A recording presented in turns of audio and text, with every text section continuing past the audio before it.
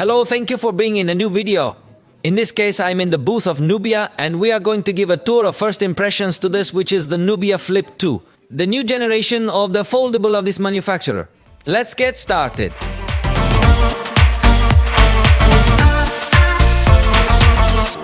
Note that in this case we are talking about a foldable that will focus on giving a reduced cost proposal with respect to other foldables, but does not sacrifice too many things.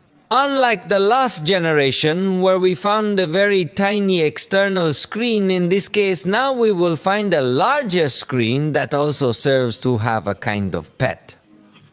Let me see if we can do some other things. It looks like the external screen experience is going to be complete enough, because it does allow us to open some apps. Of course, we would have to see in detail if it supports absolutely all or only some, but for starters it does show us more content than last generation, which is very positive. It also shows us a panel of quick controls, which also helps, and of course access to the camera so that you can. It allows you to take pictures without any problems whatsoever. There you go, just show your palm and that's it. With this you take selfies using the main camera system, and it even allows you to record videos directly from here. There you go, that's it and that's it. In this case it also has tools like beauty mode and the like, but let's unfold the device to take a closer look inside. Before I unfold it, let me show you that the fold, as you can see, it doesn't have any kind of gap, something that's a positive in a foldable experience. And speaking of the hinge, let me see that it also gains a little bit more rigidity. It doesn't feel like it's too loose of a hinge or anything like that. I think the level of construction is positive, considering that we are talking about a foldable that is not looking to compete in such a high price segment. The screen has a diagonal of 6'9" inches, has 1.95K resolution and offers us 120 Hz in refresh rate. Definitely that. We are also in front of a high-end screen.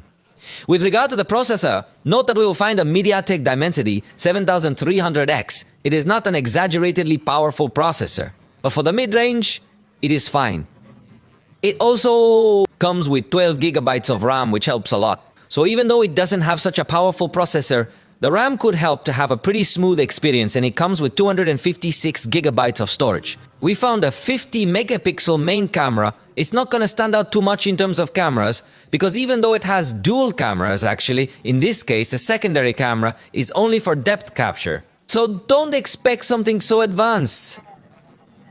I would have liked to see at least an ultra-wide camera or something similar, but it is understandable that this is a foldable device that seeks to compete in the mid-range. As for video recording, note that it will give us as maximum quality 4K to 30 frames per second, which is not bad. It stands out for good capabilities in the processor with respect to this quality. And note that while you are recording, for example, you could display the content on the external display so that people can see it on the screen, so that the ones you are recording can be seen. Also note that the camera interface is able to adapt to these changes in the folding and unfolding of the device, which is nice. Although it doesn't allow you to change the viewing area to the bottom like some other foldables do. The battery has a capacity of 4325 mAh, which for a foldable isn't bad, and offers 33 watts fast charging via cable. Its price is estimated to be around 650 euros. Although obviously that will be to be defined and could vary depending on each region. But with this, we confirm that it is a folding device that has a focus to compete in the mid-range and does not seek to compete as a high-end folding. That's why it sacrifices in some aspects, such as the camera above all. And note that through software, it will also allow you to change and select some mascots to customize this external display. It looks interesting and curious. Obviously, it's expected to be a more advanced virtual assistant in the future. For now, it's a virtual pet simply to decorate your screen. And here's an exercise where we can quickly change the mascot simply as a form of demonstration. So watch, let's see. Let's turn off the screen, put it over here. Turn it on, and it's already changed our mascot.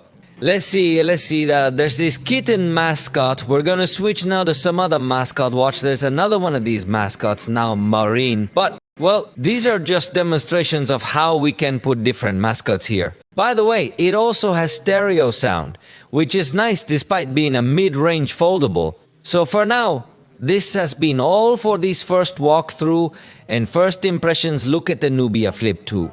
We hope to have it for a more detailed review soon, but for now let me know your impressions in the comments. I hope you liked this video. I'll keep scrolling through here to see what other phones we come across, and I'll see you next time.